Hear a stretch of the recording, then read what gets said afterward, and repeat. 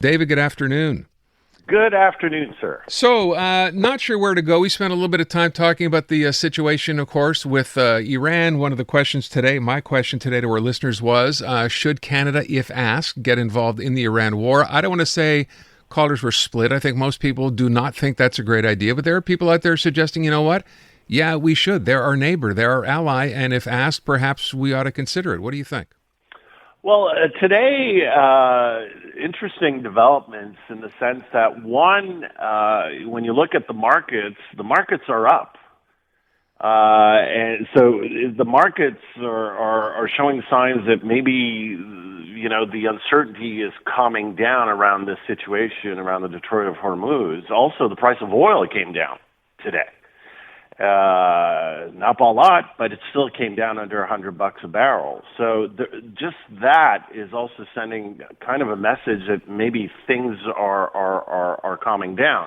Donald Trump today, he had two public speaking engagements, if you could call them those. One that just finished a few moments ago, saying that I don't need the rest of the world. I don't need the other countries. So he says yesterday on Air Force One he wants the countries to get involved, and today he says, well, I may not need them after all. We don't need them, and I was just testing them. And he especially came down hard on Keir Starmer, the Prime Minister of the United Kingdom, because he didn't answer the call right away.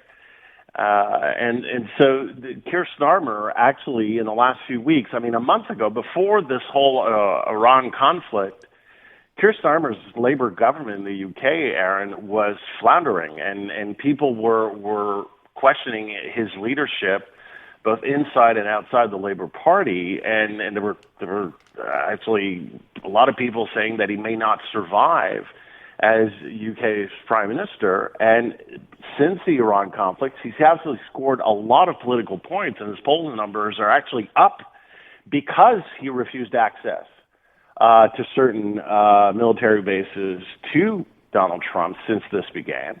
And his position on this latest request from Donald Trump actually is helping him politically. So, and there isn't any appetite around the world. Emmanuel Macron's going through right now municipal elections right now in his own country. Not good results. He's very weak politically. He's not jumping on board. He's been known to be a close ally in NATO of Trump's. He's not jumping aboard. And for Mark Carney, let's face it. Again, we're going through. First of all, I don't think there's any appetite politically in Canada for getting involved at this point. Two, there is the question of what we would get involved with. Aaron, we have 12 frigates. That's it. And they're not all operational today. This morning, I was talking with a Radio-Canada journalist that has been asking questions in Ottawa about this. We may have one frigate that could be operational if we needed it. Well, I see. Now, I looked it up when I brought up the question today, and it told me, maybe this isn't accurate, we have 4 subs, 6 Arctic patrol ships, and 12 frigates, and 8,000 sailors. Yeah, 12 frigates. And the rest of those 4 diesel subs aren't all operational right now, and they're busy.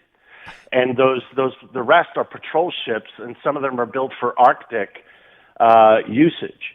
And so out of those 12 frigates, they're not all operational. That's the other thing. They're over 30 years old, Aaron, and some of them are going through a retrofit as we speak.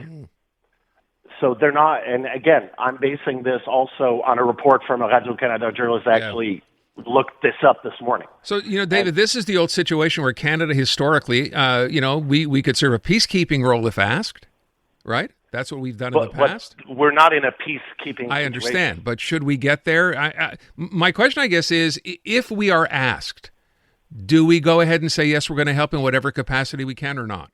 Well, asked to do what? It's first of all, it's being asked to do what and in what capacity. Right now, there are no boots on the ground. Right. So if you're talking about peacekeeping, what piece is there to keep? There are absolutely no boots on the ground. So again, if the conflict takes another direction and we have to get involved, yes, okay, I understand where you're going, but today, right now, what you're talking about is accompanying oil tankers through the Detroit of Hormuz, and we just don't have the wherewithal to do that, first of all. Second of all, right now, there are ships getting through. It is not closed. There are ships there are tankers that have gone through. And so there is something happening because, again, if the uncertainty was at that point, why is the price of oil coming down today? Right. Why are the markets going up today? So there is uncertainty, no doubt about it. But the thing is, politically right now, for Mark Carney, let's remember, this situation, bringing up the price of oil, is going to affect, I mean, the inflation numbers that came out today are worthless because they didn't take it, obviously they're from last month, they didn't take into account what's been going on. Inflation is going up. Before this started, a barrel of oil was $67. Now today, it closed at 94. That's going to have a direct impact both on the U.S. and Canadian economies. Sure. Yeah. And the fact is that politically right now, if this drags on much longer, I don't see how there is a political will to get involved in this war that's not even popular in the U.S. Yeah. Fair enough. I would bring up one point. This is the part I don't understand among the many things I don't understand, David. Donald Trump goes out and makes a point of saying that with respect to the Strait of Hormuz, that we know now Asia is the country that gets most of its oil through here. At different places in the world that get their oil from here. I think Japan was like 90 some odd percent. He listed those countries and then said, we don't really need the oil because, of course, America is the biggest oil supplier in the world or whatever it was. They manufacture or create their own. If that's the case, why make such a big deal of the Strait of Hormuz? It's not affecting you directly. The countries that you just said that can get through oil through are apparently getting oil through. So what's going on here? It is. This is Donald Trump again. Completely not understanding how the world economy works. The price of oil is set as a global commodity. So the fact is, even though if in Canada we don't consume a lot of oil that goes through the Strait of Hormuz, anybody will tell you, Aaron, if you went to the gas station today, the gas was up. Right. So it has nothing to do with the fact that we consume oil that comes from that region or not. It's a global commodity that is priced according to supply and demand. And the fact is that China is getting its oil from Russia. Donald Trump, let's remember, Donald Trump had to lift a sanction against India at the beginning of this because India, before the beginning of all this, got a lot of oil from Russia. And there was a sanction against India, a U.S. sanction against India, penalizing India for getting Russian oil. Well, guess what?